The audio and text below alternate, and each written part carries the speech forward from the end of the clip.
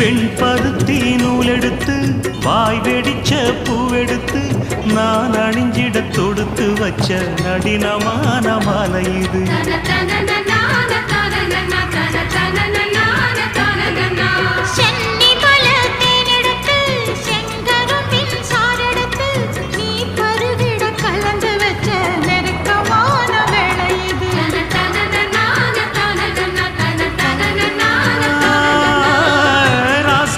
உடம்பிருக்கும் ரவிக்க துணி நானாக அன்னாடம் சூடி கொண்ட ஆசை வச்சாகாதா.